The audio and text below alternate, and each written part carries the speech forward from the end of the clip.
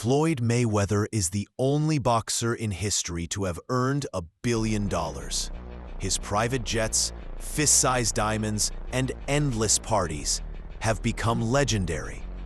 But what if I told you that behind this golden facade hides the loneliest man in the world?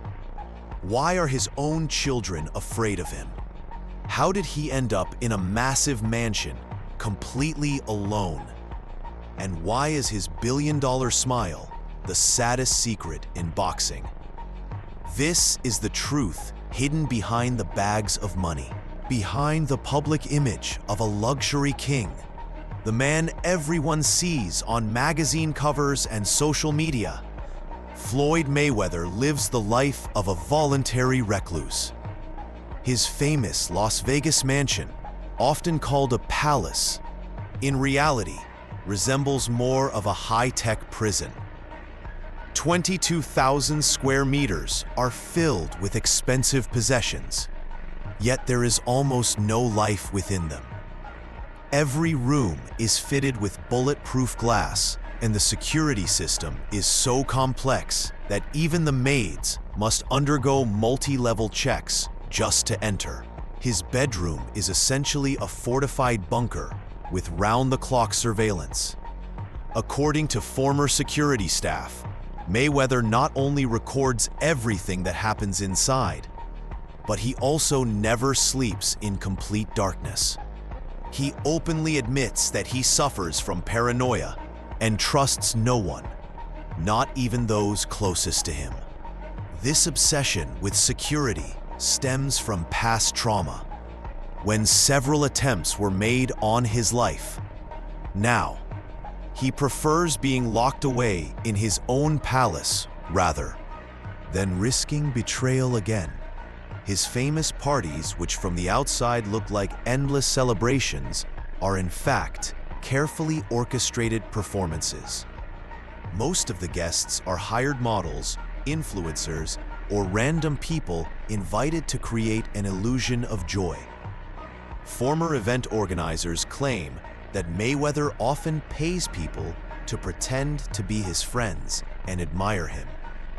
During these loud parties, he usually sits in a separate VIP section, surrounded by bodyguards, watching everything from a distance.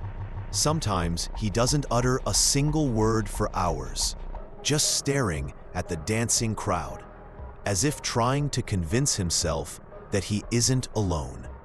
One of his former bodyguards described these gatherings as the saddest parties in the world, where the host is the loneliest person in the room. Money has built a wall around him that neither true friendship nor genuine love can cross. He has become a prisoner of his own wealth, and the smile he shows in photos is just another part of the image he is forced to maintain, even when it hides nothing but emptiness. Mayweather's private life is a sad tale of loneliness and distrust, both direct consequences of his lifestyle and obsessive paranoia. His relationship with his own children is almost completely broken. 3 out of 4 openly avoid their father, preferring to keep their distance from his toxic influence. His daughter Iana has become the most outspoken critic in the family, regularly posting public accusations on social media.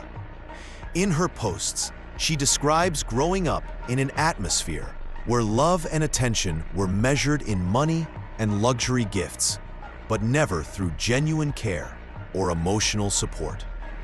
She bluntly states that his understanding of relationships is limited to 2 concepts: financial control and aggressive domination. According to her, he tried to raise his children using the same methods he used in boxing: strict control and suppression of will. His romantic relationships were no less tragic. Former partners unanimously describe him as a man obsessed with control, whose paranoia took extreme forms. He installed hidden cameras in his homes, demanded access to all phones and social media accounts, and hired private investigators to track his girlfriends. One ex-girlfriend revealed that he forced her to wear a microphone during outings with friends to record every conversation. Another recalled humiliating bag searches he conducted after each time she left the house. His former promoter, Bob Arum, who worked with him at the peak of his career, bitterly admits that Mayweather has never been able to buy the one thing that truly matters: genuine human connection. Everything around him carries a price tag: friendship, attention, even family bonds.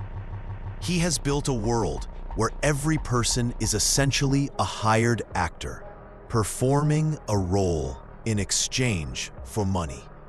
Mayweather's tragedy lies in the fact that his endless attempts to purchase love and loyalty have brought the exact opposite result.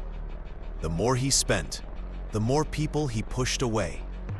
His children see him not as a father, but as an ATM with a volatile personality. Former lovers remember him as a jailer rather than a partner. Even his few business associates treat him with caution, seeing not a reliable colleague, but a source of financing that could just as easily turn into a threat. This profound existential emptiness becomes especially evident in the moments when the hype of his exhibition fights fades. The hired guests leave, and the spotlights go dark. He is left alone with his billions in a vast, empty house where the only sounds are the clicks of surveillance cameras and the echo of his own footsteps on marble floors. In 2022, during a rare candid interview, Floyd Mayweather broke years of silence about his inner struggles. Behind the familiar mask of confidence and bravado, cracks suddenly appeared, revealing a very different reality. He admitted that for many years, he has suffered from severe episodes of depression and exhausting panic attacks, often striking in the middle of the night, inside his massive, empty mansion. These attacks can be so overwhelming that he sometimes remains frozen for hours, feeling a crushing weight on his chest and struggling to breathe. His daily hour-long sessions with a psychoanalyst have become not just a ritual, but a necessity. According to him, these sessions helped him realize for the first time that his obsessive need to flaunt wealth and power is directly tied to deep childhood trauma. Growing up surrounded by poverty and violence, young Floyd learned that only money and strength could protect him from the cruelty of the world. Yet now, having achieved everything one could dream of, he has discovered that those childhood beliefs no longer work. His inner child, scarred by memories of shootings in the streets of Grand Rapids and drunken fights between his parents, has never learned how to trust the world or feel safe. His endless luxury purchases are not signs of indulgence, but desperate attempts to fill the void inside. Each new $10 million timepiece or $5 million diamond ring serves as a temporary bandage for old emotional wounds. But as he admits, the relief lasts only a few hours before the emptiness returns even stronger. His psychoanalyst calls it the syndrome of eternal emptiness, a condition where a person tries to compensate for inner lack with external attributes, but fails every time. One particularly telling story involves a unique watch he bought immediately after a severe panic attack. Instead of reaching out for help, he called his jeweler and ordered another expensive accessory, hoping it would numb the anxiety. But when the courier delivered the box, Mayweather didn't even open it. He simply left it on one of the many tables in his mansion. This story perfectly illustrates that for him, the object itself is irrelevant. The purchase process is what provides a fleeting escape from inner pain. His tragedy is that by building the perfect financial fortress, he has ended up trapped inside it. Money has become both his shield and his prison, cutting him off from genuine human experiences and relationships. And the more he tries to fill the void with symbols of success, the deeper the abyss within him grows. Floyd Mayweather won 50 fights, but he lost the most important one, the fight for his own happiness. His billions couldn't buy him a single true friend or a family waiting for him at home. His story is a warning. You can become the king of the ring and still remain poor in spirit. Perhaps that's why he still steps into exhibition